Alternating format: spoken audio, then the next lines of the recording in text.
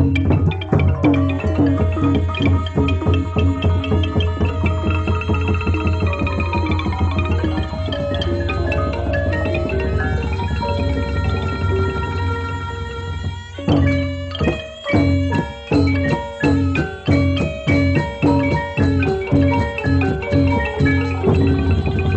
កដល់ថ្ងៃទី14ខែមិថុនាឆ្នាំ2015នេះ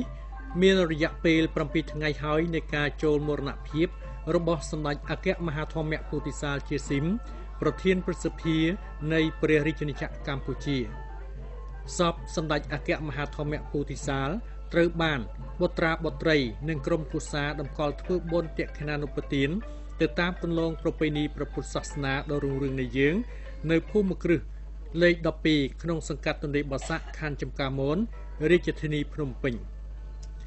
ដោយឡែកនៅវេលាព្រឹកថ្ងៃអាទិត្យ13រោចខែជេសឆ្នាំមមេសប្បស័កពុទ្ធសករាជ2559ត្រូវនឹងថ្ងៃទី14ខែមិថុនាឆ្នាំ2015សម្ដេចក្រឡាហោមសខេងឧបនាយករដ្ឋមន្ត្រីក្រសួងមហាផ្ទៃនិងលោកជំទាវញ៉ែមសខនសខេងតំណាងឲ្យក្រុមគ្រួសារសពនិងឯកឧត្តមលោកជំទាវជាបុត្រាបុត្រីបុត្រប្រសានិងចៅនៃសពសម្ដេចអគ្គមហាធម្មពោធិសាលជាស៊ីមបានយាងនិមន្តសម្ដេចព្រះមហាសមាធិធិបតីនុនង៉ែតសម្ដេចព្រះសង្ឃនាយកនៃព្រះរាជាណាចក្រកម្ពុជាសម្ដេចព្រះពោធិវាំងអមលំហេងព្រះសង្ឃនាយករងទី2នៃព្រះរាជាណាចក្រកម្ពុជាសម្ដេចព្រះឧត្តមបញ្ញាដូងផង់សម្ដេចព្រះឧត្តមវង្សាមុងរាព្រះមហារាជធម្មវង្សអនេតាព្រះពុទ្ធវង្សជាសំអាងព្រះញាណវង្សខឹមសនព្រះខុសធម្មញ៉ែមសុភ័ក្រនិងព្រះរាជគណៈឋានានុក្រមសរុបចំនួន15អង្គប្រពៃពិធីសូត្រមន្តចម្រើនព្រះបរិត្តរាប់បាតនិងវេផតហាថ្វាយប្រគេនជាកិច្ចឧទ្ទិសកុសលផលបុណ្យជូនដល់វិញ្ញាណក្ខន្ធសម្ដេចអគ្គមហាធម្មពោធិសាលជាស៊ីមដែលបានធ្វើមរណកាលទៅកាន់ប្រាក់លោកឯនេះខាងមុខអស់រយៈពេលគម្រប់7ថ្ងៃក្នុងពេលនេះ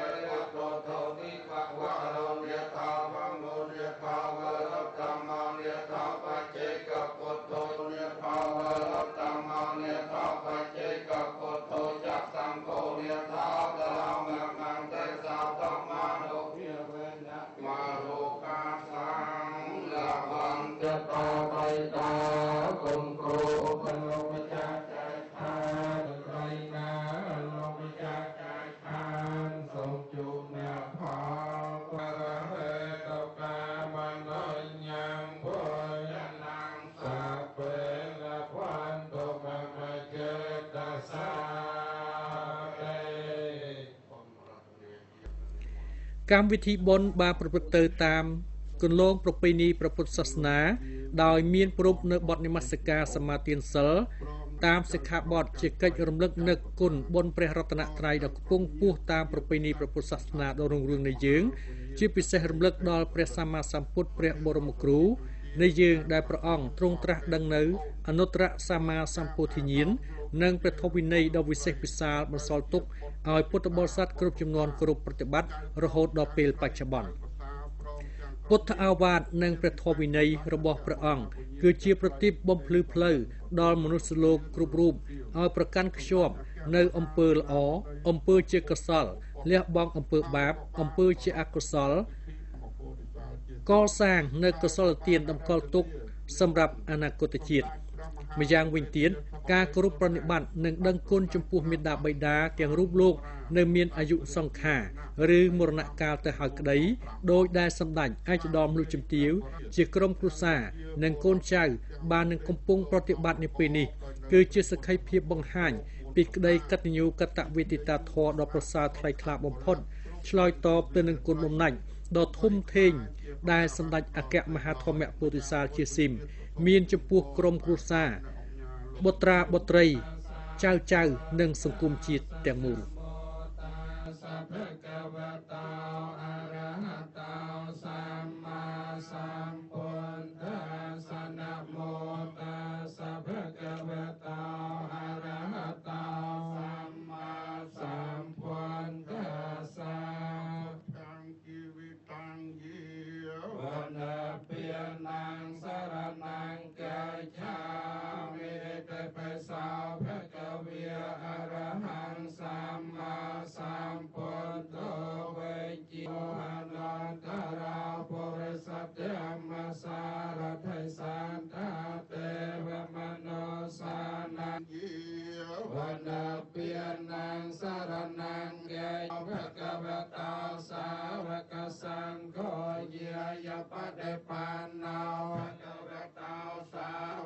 สังโฆสามัยเจปะเดปานาภะคะวะโตสาวกสังโฆ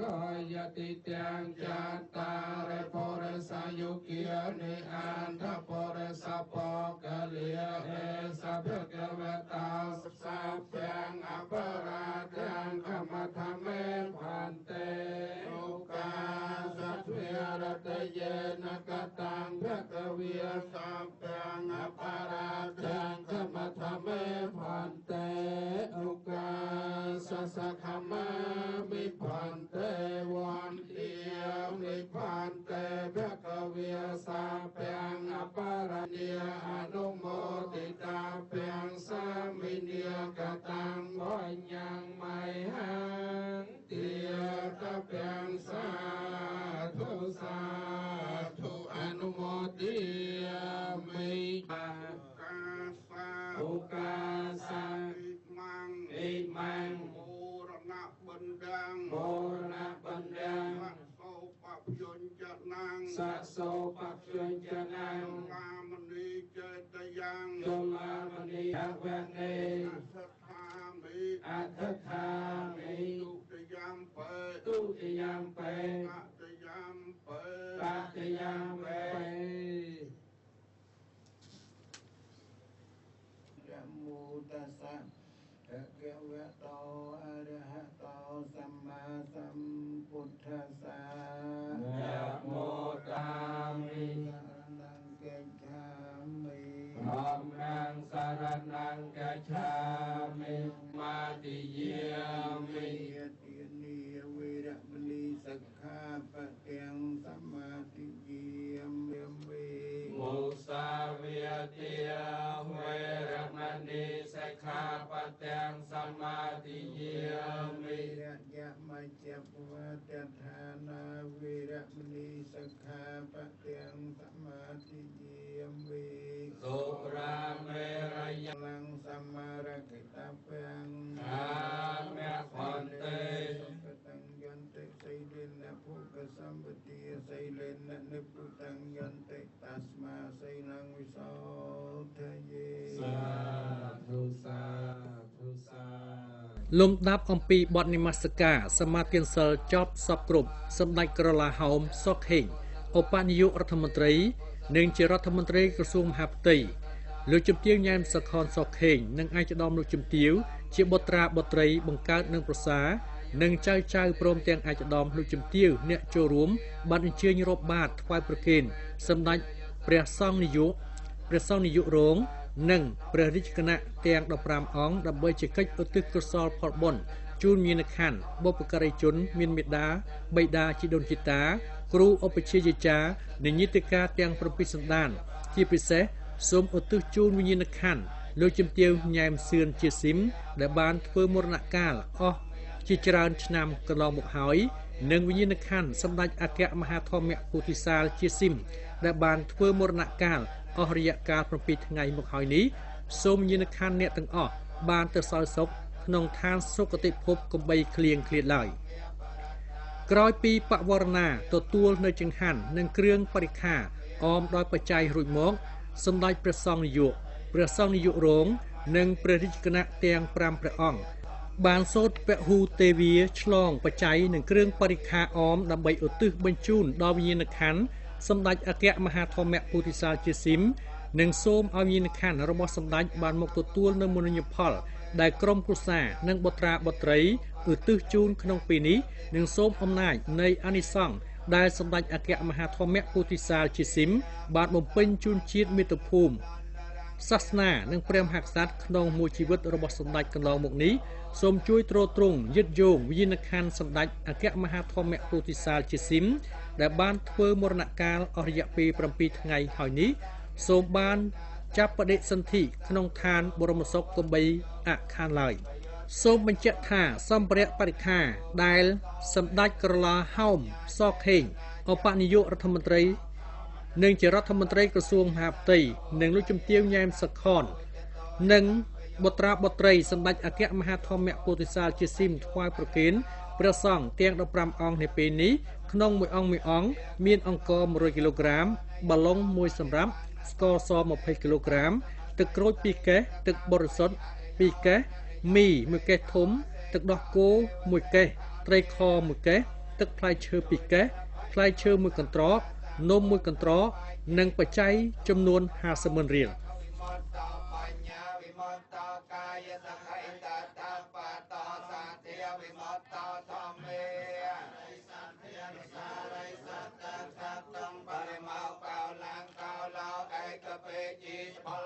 ជាកិរិយាយបដិបណ្ណោសកេតេកេមិសកេតេកេមិផលសាចកិរិយាយបដិបណ្ណោអនាគេមិអនាគេមិផលសាចកិរិយាយបដិបណ្ណោអរហតាយបដិបណ្ណោទេអយ៉ាងបញ្ញតាទេចវិធេនវិបតាំបោកលបញ្ញតាបករណងនិយមសម្បតាតតននរាងថាវតុបករណងនិយមេតាំបោកលោបលាពុទ្ធសាចកាតបរមត្ថេនេតិអាមន្តាយោសាចកាថោបរមត្ថោតតោសោបោកលោឧបលាពុទ្ធសាចកាតបរមត្ថេនេតិនហេវង្វត្តាពេអាជាលាហិណកហង្ហញ្ញបោកសូមបញ្ជាក់ថាសម្ដេចអគ្គមហាធម្មពុទ្ធិសាលជាស៊ីមបានប្រសូតនៅថ្ងៃទី15ខែវិច្ឆិកាឆ្នាំ1932នៅភូមិពពែលឃុំអំពិលស្រុករមាសហែកខេត្តស្វាយរៀងតាំងពីកុមារភាពរហូតដល់ពេញវ័យអាស្រ័យដោយការគោរពតាមប្រពៃណីជាតិនិងជាការសម្ដែងនៅកតញ្ញូតាធម៌ចំពោះមាតាបិតាសម្ដេចអគ្គមហាធម្មពុទ្ធិសាលជាស៊ីមបានចូលទៅស្នាក់អាស្រ័យក្នុងវត្តអារាមបានសិក្សារៀនសូត្រហើយក្រោយមកបានបួសជាព្រះសង្ឃនិងបានបន្តការសិក្សារហូតដល់ទទួលបានសញ្ញាបត្រពុទ្ធកមធ្យមសិក្សាក្នុងចន្លោះឆ្នាំ1951ដល់ឆ្នាំ1954បានចូលរួមក្នុងចលនាតស៊ូខ្មែរឥស្សរៈដើម្បីឯករាជ្យមាតុភូមិកម្ពុជាក្រោយឆ្នាំ1954និងចន្លោះឆ្នាំ1970ដល់75សម្ដេចបានចូលបម្រើក្នុងចលនាតស៊ូស្នេហាជាតិហើយទទួលតួនាទីជាបន្តបន្ទាប់ជាប្រធានឃុំនិងជាប្រធានស្រុកហើយក្នុងបេសកកម្មជាប្រវត្តិសាស្ត្រសង្គ្រោះជាតិចន្លោះឆ្នាំ1978ដល់ឆ្នាំ1981បានទទួលតួនាទីជាអនុប្រធានរណសិរ្សសាមគ្គីសង្គ្រោះជាតិកម្ពុជាបន្ទាប់ពីថ្ងៃ7មករាឆ្នាំ1979បានទទួលតួនាទីជាសមាជិកក្រុមប្រឹក្សាប្រជាជនបដិវត្តន៍កម្ពុជានិងជារដ្ឋមន្ត្រីក្រសួងមហាផ្ទៃនៃរដ្ឋកម្ពុជាចាប់តាំងពីឆ្នាំ1981ក្នុងរយៈពេល12ឆ្នាំត្រូវបានជ្រើសតាំងជាប្រធានរណសិរ្សសាមគ្គីកសាងនិងការពារមាតុភូមិកម្ពុជាជាតំណាងរាស្ត្រមណ្ឌលព្រៃវែងនិងជាប្រធានរដ្ឋសភានៃរដ្ឋកម្ពុជា នាថ្ងៃទី17ខែតុលាឆ្នាំ1991សម័យប្រជុំពេញអង្គលើកទី14នៃគណៈកម្មាធិការកណ្ដាលគណៈបកប្រជាជនកម្ពុជាបានសម្រេចតែងតាំងសម្ដេចជាស៊ីមជាប្រធានគណៈបកប្រជាជនកម្ពុជាតាមរយៈការបោះឆ្នោតជាសកលដែលរៀបចំដោយអ៊ុនតាក់នៅកម្ពុជានាខែឧសភាឆ្នាំ1993សម្ដេចបានជាប់ឆ្នោតជាតំណាងរាស្ត្រមណ្ឌលភ្នំពេញបន្ទាប់មកនៅក្នុងសម័យប្រជុំលើកទី1នីតិកាលទី1នៃរដ្ឋសភាថ្ងៃទី25ខែតុលាឆ្នាំ1993សម្ដេចត្រូវបានជ្រើសតាំងជាប្រធានរដ្ឋសភានៃព្រះរាជាណាចក្រកម្ពុជានិងនៅថ្ងៃទី11ខែមិនិនាឆ្នាំ1999ត្រូវបានព្រះករុណាព្រះមហាក្សត្រតែងតាំងជាប្រធានព្រឹទ្ធសភាសម្រាប់នីតិកាលទី1ហើយតាមរយៈការបោះឆ្នោតអសកលសម្ដេចអគ្គមហាធម្មពោធិសត្វជាស៊ីមត្រូវបានជាប់ឆ្នោតជាប្រធានព្រឹទ្ធសភាជាបន្តបន្ទាប់ក្នុងអាណត្តិទី2និងអាណត្តិទី3នៃព្រឹទ្ធសភាដោយឡែកនៅថ្ងៃទី9ខែវិច្ឆិកាឆ្នាំ1993សម្ដេចជាស៊ីមត្រូវបានព្រះករុណាព្រះបាទសម្ដេចព្រះនរោត្តមសីហនុព្រះមហាក្សត្រនៃព្រះរាជាណាចក្រកម្ពុជាប្រោសប្រជាទានគោរមងារជាសម្ដេចនិងព្រះករុណាព្រះបាទសម្ដេចព្រះបរមនាថនរោត្តមសីហមុនីប្រោសប្រជាទានគោរមងារជាសម្ដេចអគ្គមហាធម្មពោធិសត្វជាស៊ីមនៅថ្ងៃទី12ខែតុលាឆ្នាំ2007និងក្រុមងារគតិព្រឹទ្ធបណ្ឌិតនៃរាជបណ្ឌិតសភាកម្ពុជានាថ្ងៃទី30ខែមីនាឆ្នាំ2011ឋានន្តរស័ក្តិក្នុងកងយុទ្ធពលខេមរភូមិន្ទសម្ដេចជាស៊ីមត្រូវបានព្រះរាជក្រឹត្យព្រះមហាក្សត្រនៃព្រះរាជាណាចក្រកម្ពុជាប្រោសព្រះរាជទានដំឡើងឋានន្តរស័ក្តិជានាយឧត្តមសេនីយ៍ផ្កាយមាស4នៅថ្ងៃទី24ខែមករាឆ្នាំ1996និងឋានន្តរស័ក្តិជានាយឧត្តមសេនីយ៍ផុតលេខផ្កាយមាស5នៅថ្ងៃទី21ខែធ្នូឆ្នាំ2009តាមរយៈលទ្ធផលនិងស្នាដៃដ៏ធំធេងដែលបានសាងឡើងសម្រាប់ជាផលប្រយោជន៍ជាតិមាតុភូមិនិងប្រជាជនកម្ពុជាទើបក្នុងពេលកន្លងទៅនេះសម្ដេចអគ្គមហាធម្មពោធិសត្វជាស៊ីមបានទទួលនូវការគោរពស្រឡាញ់ពីសំណាក់ប្រិយមិត្តបរទេសជាច្រើននិងមានសាកលវិទ្យាល័យមួយចំនួនបានចូលរួមលើកទឹកចិត្តនិងប្រគល់ជាសញ្ញាបត្របណ្ឌិតកិត្តិយសជូនសម្ដេចជាបន្តបន្ទាប់ដែលសកម្មភាពនេះបានជំរុញឲ្យថ្នាក់ដឹកនាំជាតិនិងមន្ត្រីរាជការនិងប្រជាជនកម្ពុជាមានការគោរពស្រឡាញ់និងមានស្វាមីភក្តិចំពោះសម្ដេចនិងប្រាថ្នាចង់ឲ្យសម្ដេចមានជន្មាយុយឺនយូរដើម្បីរួមចំណែកបន្តបេសកកម្មដឹកនាំប្រទេសជាតិឲ្យកាន់តែរីកចម្រើនថែមទៀតតែគួរឲ្យអនិច្ចាសង្ខារមិនទៀងទោះបីក្រុមគ្រួសារនិងបុត្រាបុត្រីខិតខំនាំយកសម្ដេចទៅព្យាបាលនៅមន្ទីរពេទ្យល្អៗនៅក្រៅប្រទេសក្តីតែមច្ចរាជមិនប្រណីឡើយគឺបានឆក់យកជីវិតសម្ដេចជាទីគោរពស្រឡាញ់នៃយើងទាំងអស់គ្នាក្នុងជន្មាយុ83ឆ្នាំចាប់ពីពេលនេះតទៅសម្ដេចអគ្គមហាធម្មពោធិសត្វជាស៊ីមនឹងលាយើងទាំងអស់គ្នាលាគ្មានថ្ងៃវិលត្រឡប់ឡើយ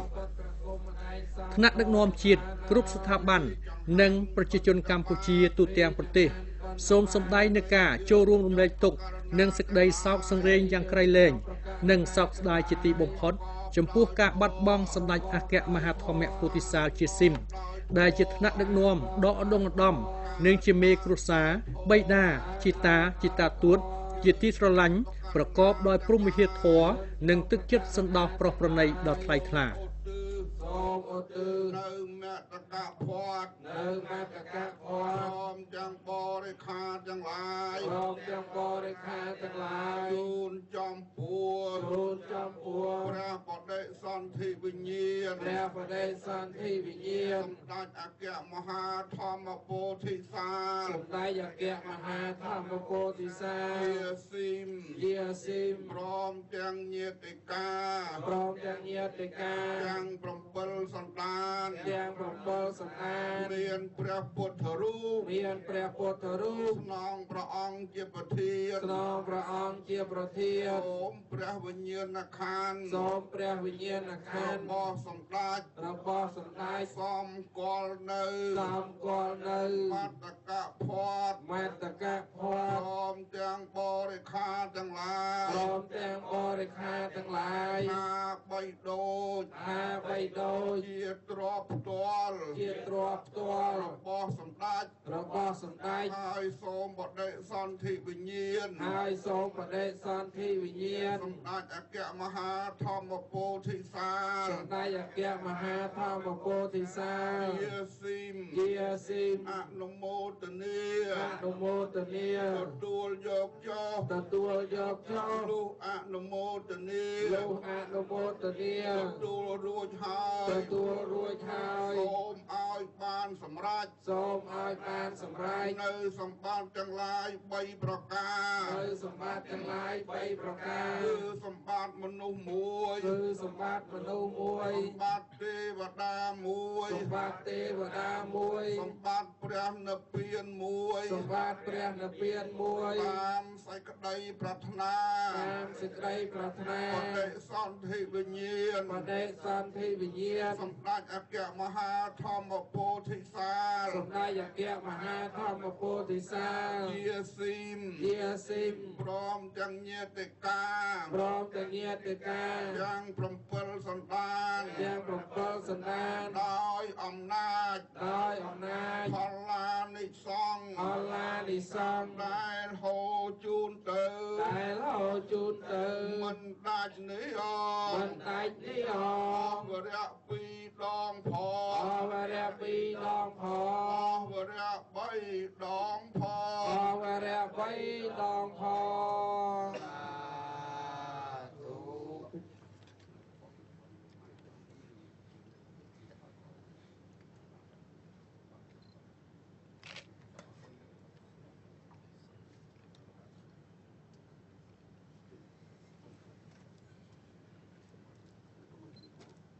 សូមអញ្ជើញអាដាមលោកជំទាវលោកមេត្តាអញ្ជើញប្រគេនគ្រប់ព្រះអង្គបាទ